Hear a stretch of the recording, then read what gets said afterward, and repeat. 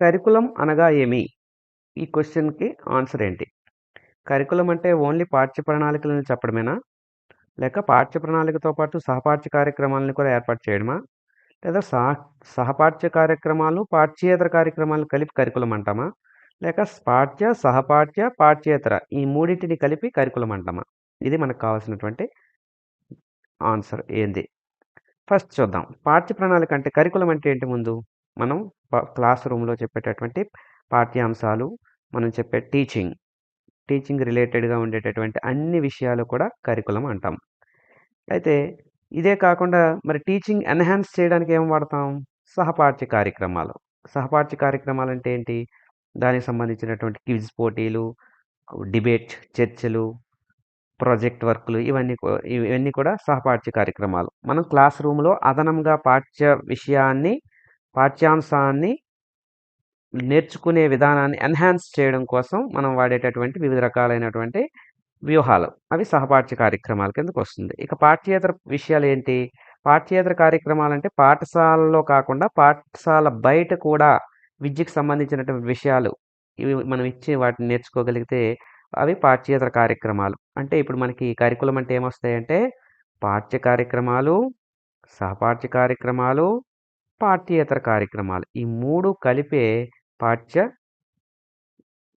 ప్రణాళిక లేదా కరికులం అని అంటాం. కరికులం అని అంటాం. So, answer is 4. ఈ వీడియోలో ఒక అభ్యర్థి చేసిన క్వెషన్ పేపర్‌లో సైకాలజీలో కొన్ని క్వెషన్స్‌ని అనాలిసిస్ చేద్దాం. ఫస్ట్ ప్రత్యక్షం గురించి చూద్దాం. ఈ క్వెషన్‌లో క్రింది వానిలో ప్రత్యక్షం లక్షణం కానిది ఏమిటి? అని అడిగాడు. దానికి 4 ఆప్షన్స్. ప్రత్యక్షం సంవేదనలపై ఆధారపడి ఉంటుంది. కానిది అడిగాడు మనకి. అంటే మనం ముందు ప్రత్యక్షం యొక్క లక్షణాలేంటో తెలుసుకోవాలి. ప్రత్యక్షం సంవేదనలపై ఆధారపడి ఉంటుంది. ప్రత్యక్షానికి నిశితమైన పరిశీలన ఉంటుంది. ప్రత్యక్షం నేరుగా నిర్ధారించగలము. ప్రత్యక్షంలో అవధానము, ఆలోచనలు ఇమిడి ఉంటాయి. అయితే ముందు ప్రత్యక్షం అంటే ఏంటో చూద్దాం. ప్రత్యక్షం అంటే ఏంటి? ప్రత్యక్షం అనే పదం ముందుగా లాటిన్ భాషలో ఉండేటటువంటి పెర్సిపియో అనే పదాల నుండి వచ్చింది. పెర్సిపియో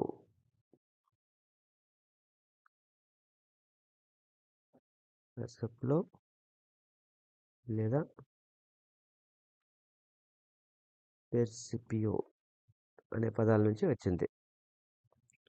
ఇవి లాటిన్ పదాలు నుంచి ఉద్భవించింది. ప్రత్యక్షము అంటే ఇంద్రియాల ద్వారా సేకరించిన సమాచారాన్ని గుర్తించి, విశదీకరించి, వ్యాఖ్యానించి, వ్యవస్థీకృతం చేయడం. ఇంద్రియాలంటే సెన్సెస్. మన సెన్సెస్ ఏవి? కళ్ళు, ముక్కు, నోరు, చెవులు, చర్మం ఇవి. వీటి ద్వారా వచ్చినటువంటి సమాచారాన్ని ముందుగా గుర్తిస్తుంది. దాన్ని అనాలిసిస్ చేస్తుంది. విశదీకరించి, వ్యాఖ్యానం చేసి, వ్యవస్థీకరించడం చేయడమే ప్రత్యక్షం చేయడం. ఇంద్రియ జ్ఞానాన్ని అనుభవపూర్వకమైన అర్థాన్ని ఇవ్వడమే ప్రత్యక్షము అని ఇంకో నిర్వచనం. ఇంద్రియ జ్ఞానానికి అనుభవపూర్వకమైన అర్థాన్ని ఇవ్వడం. ఉదాహరణకి మనకి చీమ కరిచింది అన్నామనుకోండి. చీమ కరిచింది అనే అనుభూతిని మనం అనుభవంలో ఎలా పొందుతామో దాన్ని మనం పర్సెప్షన్ చేసుకోవడం. ప్రస్తుతానికి మనకు చీమ కరవడం లేదు. కానీ కరిస్తే ఎలా ఉంటుందో మనం ఊహించుకోవడం. ఇదే పర్సెప్షన్. అంటే ఇంద్రియ జ్ఞానాన్ని అనుభవపూర్వకమైన అర్థాన్ని ఇవ్వడం. జ్ఞానేంద్రియాల ద్వారా పరిసరాల్లోని వస్తువులను, వాటి గుణాలకు, వాటి మధ్య ఉన్న సంబంధాలను గ్రహించడమే ప్రత్యక్షం. ఇంకొక నిర్వచనం చెప్పాలంటే జ్ఞానేంద్రియాలు అంటే మన సెన్సెస్ ద్వారా మన చుట్టూ ఉండే పరిసరాల్లో ఉండే వస్తువులు, వాటి లక్షణాలు, వాటికి మనకి ఉన్నటువంటి సంబంధం, వాటి మధ్య ఉండే సంబంధాలను గ్రహించడమే ప్రత్యక్షం. ప్రత్యక్షానికి ఉండే లక్షణాలేంటో మనం తెలుసుకోవాలి. ప్రత్యక్షము ఉండే లక్షణాలని ఒకసారి చూద్దాం. అసలు ప్రత్యక్షంకి ఎలాంటి లక్షణాలుంటాయి? అంటే ప్రత్యక్షం అనేది ఫస్ట్ మనం ముందు చెప్పినట్లుగా సంవేదనలపై ఆధారపడి ఉంటుంది. ఇక్కడ ఇచ్చినటువంటి ఫస్ట్ ఆప్షన్ అదే కదా! సో, సంవేదనలపై ఆధారపడి ఉంటుంది. రెండోది ఇది ఒక సంశ్లేషణ, విశ్లేషణలతో కూడిన ప్రక్రియ. ప్రత్యక్షం అనేది సంశ్లేషణ సింథసిస్ అండ్ అనాలిసిస్ అనే లక్షణాలతో కూడుకున్న ప్రక్రియ. అంటే ఏదైనా ఒక విషయాన్ని మనం చూస్తాం. చూసిన తర్వాత దాన్ని గ్రహించి దాన్ని అనాలిసిస్ చేస్తాం. తర్వాత దాన్ని మళ్ళీ ఒక దగ్గరికి తీసుకొస్తాం. ఇది అనాలిసిస్, సింథసిస్. ఇక ప్రత్యక్షానికి నిశితమైన పరిశీలన ఉంటుంది. పరిశీలన అనేది లేకుండా మనం ప్రత్యక్షాన్ని చేసుకోలేం. సో, ఇది కూడా క్యారెక్టరే. కాబట్టి ఇది కూడా ప్రత్యక్షం యొక్క క్యారెక్టర్స్‌లో ఉంది. ఇంకా ఇది సమన్వయంతో కూడిన ఒక ప్రత్యేక చర్య. ఒక ప్రత్యేకమైన చర్య.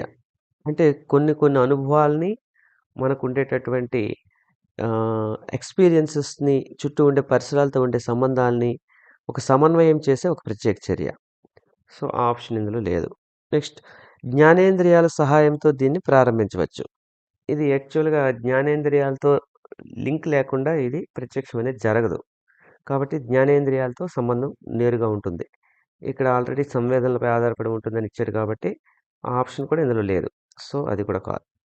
ఇక ఇది అంతర్గత, బహిర్గత ప్రేరకాలతో సులువుగా ప్రారంభమవుతుంది. ప్రత్యక్షం జరగడానికి ఇంటర్నల్ ఆలోచనలు లేదా ఎక్స్‌టర్నల్ ఆలోచనలు, ప్రేరణలు అనేవి ఉంటే తొందరగా మనకి ప్రత్యక్షం అనేది జరుగుతూ ఉంటుంది. సో, ఇంటర్నల్ ఆలోచనలంటే ఏమిటి? మనం ఒక విషయాన్ని మనసులో ఊహించుకోవడం. బహిర్గత ప్రేరణలేంటి? మనకు బయట జరిగేటటువంటి అనుభవాలు. ఈ రెండిటి వలన కూడా ప్రత్యక్షం అనేది జరుగుతుంది. అవధానము, ఆలోచన అనే ప్రక్రియలు ఇందులో ఇమిడి ఉంటాయి. కాన్సంట్రేషను ఇది ఇచ్చాడు. ఆ పాయింట్ డైరెక్ట్‌గా ఉంది. అవధానము, ఆలోచనలనేవి ప్రత్యక్షంలో ఇమిడి ఉంటాయి. అవధానం అంటే కాన్సంట్రేషను, ఆలోచనలు అంటే మన ఊహలో రకరకాలైనటువంటి ఆలోచనలు, థింకింగ్.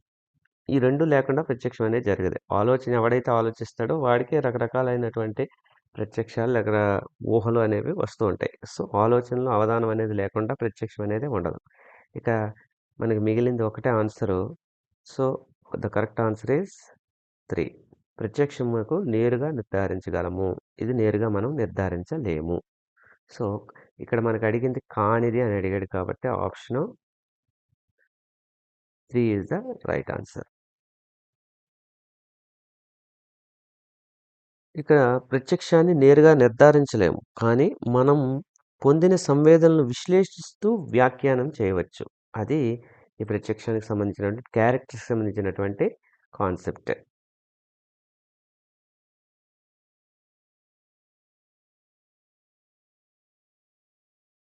Third question. క్రింది వానిలో ఖండశ్ఛేద విధానానికి చెందని అంశం లేదా ప్రవచనం ఏది? ఇక్కడ ఖండచ్ఛేదనం అనే అంశం ఇది దేనికి సంబంధించింది? అంటే వికాసాన్ని అర్థం చేసుకోవడంలో మనకి కొన్ని విధానాలున్నాయి. అందులో ఒకటి అణుదైర్ఘ్య విధానము, రెండవది ఖండచ్ఛేద విధానం. ఇదే కాకుండా వికాసాన్ని అర్థం చేసుకోవడంలో మనం మరికొన్ని పద్ధతులు కూడా ఉన్నాయి. అవి ప్రయోగాత్మక పరిశోధన, సహసంబంధ పరిశోధన, వ్యక్తి అధ్యయన పరిశోధన. వీటితో పాటు అణుదైర్ఘ్య విధానము మరియు ఖండచ్ఛేద విధానం. ఇందులో మనకిచ్చినటువంటి క్వెషన్ ఖండశ్ఛేద విధానం. ఈ ఖండశ్ఛేద విధానం గురించి ఇప్పుడు తెలుసుకుందాం.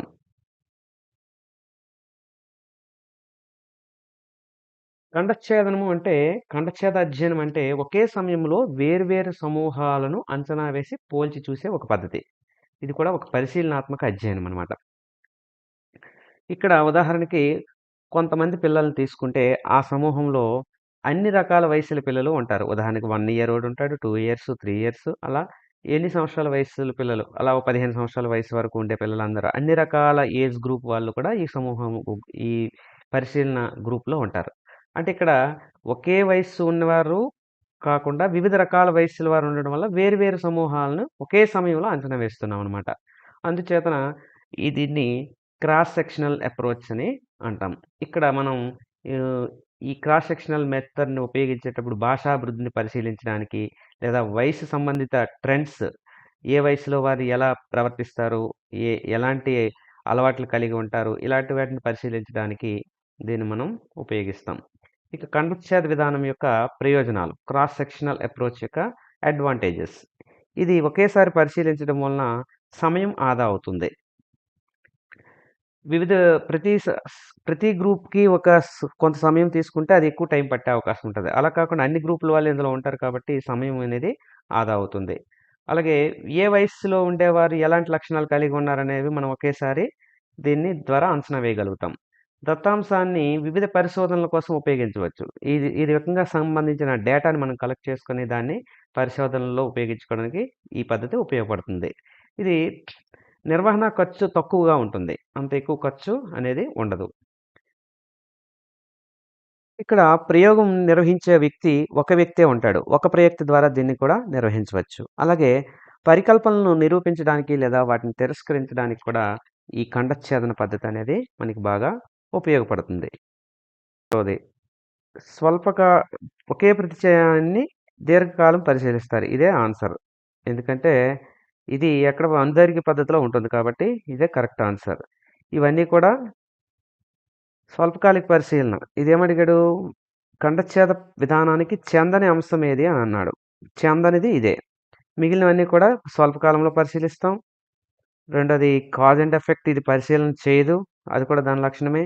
నిర్దిష్ట సమయంలో చరాలను పదే పదే పరిశీలించడం జరుగుతుంది. కాబట్టి ఇవన్నీ కూడా ఈ 3 కూడా ఈ 3 ఖండచ్ఛేద విధానంలోనివి. ఇదొక్కటే దీనికి సంబంధించింది కాదు. కాబట్టి ఆన్సర్ ఈస్ ఒకే ప్రతిచయనాన్ని దీర్ఘకాలం పరిశీలిస్తారు. 4వ ప్రశ్న.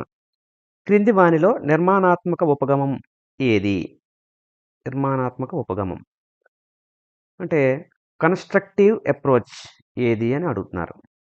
క్వెషన్‌లో కన్‌స్ట్రక్టివ్ అనేది ఉంది కాబట్టి, ఈ కన్‌స్ట్రక్టివ్ మెథడ్ ఏ థియరీలో ఉంటుంది అనేది మనం జాగ్రత్తగా పరిశీలించాలి. ఫస్ట్‌ది స్వీయ భావన సిద్ధాంతం. Self concept theory. స్వీయ భావన లేదా స్వీయ అవగాహన అంటే ఏమిటి? ప్రస్తుత మానసిక స్థితి మరియు దాని కారణాలను మనమే తెలుసుకోగలగడం. అలా తెలుసుకుంటే దాన్నే స్వీయ కాన్సెప్ట్, స్వీయ అవగాహన పద్ధతి అంటాం. మనకు మనమే తెలుసుకోవడంలో ఏం నిర్మాణం ఉంటుంది? నిర్మాణాత్మకత అనేది ఉండదు. మనకు అనుభవాల ద్వారా తెలియొచ్చు. రకరకాల కారణాలతో మనం వాటిని మనకు జరిగే ఎక్స్‌పీరియన్సెస్ ద్వారా ఊహించుకోవచ్చు. ఇది సొంతంగా ఎవరికి వాళ్ళుగా అవగాహన చేసుకునే పద్ధతి. ఇందులో నిర్మాణాత్మకత అనేది ఏం మనకి కనిపించటం లేదు. కాబట్టి ఇది కాదు. నెక్స్ట్, నెక్స్ట్ చూద్దాం. కోల్బర్గ్ నైతిక వికాస్ సిద్ధాంతం గురించి చూద్దాం. కోల్బర్గ్ నైతిక వికాస్ సిద్ధాంతం ఏం చెప్తుంది? కోల్బర్గ్ నైతిక వికాస్ సిద్ధాంతంలో దేనికి సంబంధించి ఉంటుంది ఇక్కడంటే, ఈ సిద్ధాంతం నైతికతకు సంబంధించింది. అంటే కుటుంబంలోను, పాఠశాలలోను, సమాజంలోను వ్యక్తి నైతికంగా ఎలా ఉండాలి అనే విషయాలను గురించి చర్చించే సిద్ధాంతం కోల్బర్గ్ సిద్ధాంతం. మరి ఈ కోల్బర్గ్ సిద్ధాంతంలో మనకు కనిపించే అంశాలు pre conventional stage, conventional stage, post conventional stage అనే రకాలు కనిపిస్తా ఉంటాయి. అంటే పూర్వ సాంప్రదాయ స్థాయి, సాంప్రదాయ నైతిక స్థాయి, ఉన్నత స్థాయి. అదే ఉత్తర సాంప్రదాయ స్థాయి అని కూడా అంటాం. ఇప్పుడు ఈ మూడిట్లో ఏం చెప్తుంది? ఈ ఫస్ట్ స్థాయిలో చూసుకున్నట్టయితే ఏది మంచి, ఏది చెడు అనే వాటి పరిమాణాలను బట్టి ఆలోచించడం జరుగుతుంది. ఇక్కడ నేర్చుకునే విధానం అనేది కన్‌స్ట్రక్టివ్ మెథడ్‌లో ఏమైనా ఉందా? లేదు. రెండో స్థాయి చూద్దాం. సాంప్రదాయ స్థాయిలో ఏం జరుగుతుంది? ఇక్కడ కూడా తనకు జరిగినటువంటి అనుభవాల్ని, తన చుట్టూ జరుగుతున్నటువంటి పరిణామాల్ని పరిగణనలో తీసుకుంటూ ఒక పిల్లవాడు తన నైతిక స్థాయిని పెంచుకోగలుగుతుంటాడు. అదే రెండో స్థాయి కన్వెన్షనల్ లెవెల్. కుటుంబంలోను, సమాజంలోను జాతి యొక్క నియమాలు, మంచి చెడులు వాటిని బట్టి ఆ నైతిక స్థాయిని తను ఏర్పరచుకుంటాడు. ఇక్కడ కూడా చుట్టూ జరిగే పరిసరాలను అబ్జర్వ్ చేయడం తప్పితే ఇందులో కూడా మనకి కన్‌స్ట్రక్టివ్ మెథడ్ అనేది ఎక్కడ కనిపించటం లేదు. ఇక మూడో స్థాయిలో కూడా అంతే. ఉన్నత స్థాయికి చేరుకున్నటువంటి 14 సంవత్సరాలు పైబడినటువంటి పిల్లవాడు తన చుట్టూ ఉండే పరిసరాల్లో జరిగేటటువంటి వాటిలో తాను ఏదైతే ఖచ్చితంగా రైట్ అని అనుకుంటాడో దాన్నే అనుసరించాలని, విశ్వవ్యాప్త నైతిక విలువలు యూనివర్సల్ మోరల్ వాల్యూస్ అనుసరించాలని ఇలా భావిస్తూ ఉంటాడు.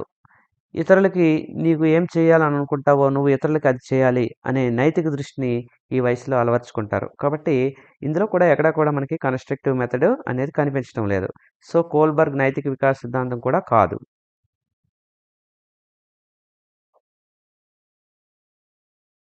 ఇక మిగిలిన తారండైక్ సిద్ధాంతం చూద్దాం. తారండైక్ యత్నదోష సిద్ధాంతం ఏంటి? అనేక ప్రయత్నాలు చేయడం ద్వారా అది తప్పో, ఒప్పో తెలుసుకుంటాడు. అంటే ఇది లెర్నింగ్ బై డూయింగ్‌లా ఉంటుంది. మనం తప్పులు చేయడం ద్వారా ఒప్పు వైపుకి ప్రయాణం చేస్తుంటాం. కాబట్టి ఇందులో కూడా కన్‌స్ట్రక్టివ్ మెథడ్ అనేది మనకి ఉండదు. ఇంకా ఫైనల్‌గా మనకు మిగిలింది పియాజే సంజ్ఞానాత్మక వికాస సిద్ధాంతం. ఇదే కరెక్ట్ ఆన్సర్. ఇప్పుడు దీని గురించి చూద్దాం. సంజ్ఞానాత్మకత అంటే ఏమిటి? వ్యక్తి తన చుట్టూ ఉన్న పరిసరాల గురించి తెలుసుకొని అవగాహన చేసుకోవడమే సంజ్ఞానాత్మకత. కానీ ఈ సంజ్ఞానాత్మకత అనే దీంట్లో కొన్ని అంశాలున్నాయి. అవేంటంటే సంజ్ఞానాత్మకత అనేది అభ్యసనము, ప్రత్యక్షము, స్మృతి, ఆలోచన. Learning, perception, memory and thinking. ఈ నాలుగిటి యొక్క మొత్తమే సంజ్ఞానాత్మకత. ఇవి వీటి ద్వారా పిల్లవాడు ఏం నేర్చుకుంటాడంటే ప్రతి అంశానికి సంబంధించినటువంటి స్కిమాటాలు అనే ఒక నిర్మాణాలని ఏర్పరచుకుంటాడు. ఇదే సంజ్ఞానాత్మకత సిద్ధాంతానికి మూలం. కాబట్టి ఈ స్కిమాటాలు అనేవి ఏంటవి? కొన్ని నిర్మాణాలుగా ఉపయోగపడతాయి మనం నేర్చుకునే విషయానికి. ఆ వికాసం అనేది జరగడానికి. కాబట్టి నిర్మాణాత్మక సిద్ధాంతం అప్రోచ్ ఏది అంటే ఖచ్చితంగా మనకి ఆన్సర్ పియాజే సంజ్ఞానాత్మక వికాస సిద్ధాంతం అనే చెప్పాలి. So that is the right answer. 5వ క్వశ్చన్. అభ్యసనం గురించి సరైన ప్రవచనం ఏది? క్రింది వాటిలో అభ్యసనం అంటే దానికి సంబంధించిన సరైన ప్రవచనం ఏది అనేది అడగడం జరిగింది. అయితే ఇక్కడ అభ్యసనం అంటే ఏంటి? అభ్యసనం అనేది ప్రవర్తనలో మార్పు వస్తుంది. అభ్యసనం జరగడం వల్ల ప్రవర్తనలో దాదాపు శాశ్వతమైన మార్పు అని ఒక నిర్వచనంలో మనం చదివాం. కాబట్టి దాదాపు శాశ్వతమైన మార్పు అంటే ఇది ఇక్కడ తాత్కాలిక మార్పు ఉంది కాబట్టి ఇది ఖచ్చితంగా కాదు. అభ్యసనం వలన దాదాపు శాశ్వతమైన మార్పు జరగడమే అభ్యసనం అని చెప్పాం. కాబట్టి ఇది తాత్కాలిక మార్పు అనేది దీనికి రిలేటెడ్‌గా లేదు. సో, ఆన్సర్ ఇది కాదు. ఇక అభ్యసనం పరిపక్వతతో సంబంధం లేదు అన్నాడు. అభ్యసనానికి పరిపక్వతతో ఖచ్చితంగా సంబంధం ఉంటుంది. ఎందుకంటే ఒక 5 సంవత్సరాల పిల్లవాడు 10వ తరగతికి సంబంధించిన విషయాన్ని నేర్చుకోలేడు. ఖచ్చితంగా 10వ తరగతికి సంబంధించిన వయస్సు కలిగితేనే వాడు నేర్చుకోగలుగుతాడు. అభ్యసనం అనేది ఖచ్చితంగా పరిపక్వతతో సంబంధం కలిగి ఉంటుంది. కాబట్టి ఇది కూడా కాదు. ఇక అభ్యసనం అంటే ఫలితం మాత్రమే, ప్రక్రియ కాదు అన్నారు. ఫలితం మాత్రమే. ఫలితం అంటే రిజల్ట్ మాత్రమే కాదు. ప్రక్రియ కాదు అంటున్నాడు. రిజల్ట్ మాత్రమే అంటున్నాడు. అభ్యసనం రిజల్ట్ వచ్చేస్తే అక్కడితో అభ్యసనం ఆగిపోద్దా? కాదు. ప్రక్రియ. It is a process. It is never stop. అంటే మనం ఒక విషయాన్ని అభ్యసనం చేసిన తర్వాత దాని కన్సిక్వెన్సెస్ కూడా తర్వాత అభ్యసనం జరుగుతూ ఉంటాయి. సో, ఫలితంతో అక్కడ ఒక రిజల్ట్ రాగానే అక్కడికి అది ఆగిపోదు. ఆ తర్వాత దాని కన్సిక్వెన్సెస్‌ని కూడా లెర్నింగ్ చేస్తూనే ఉంటాం. కాబట్టి అభ్యసనం అనేది ఒక నిరంతర ప్రక్రియ. ఇది ఒక ఫలితం కాదు. ఇదే కరెక్ట్ ఆన్సర్. సో, ఇది రాంగ్.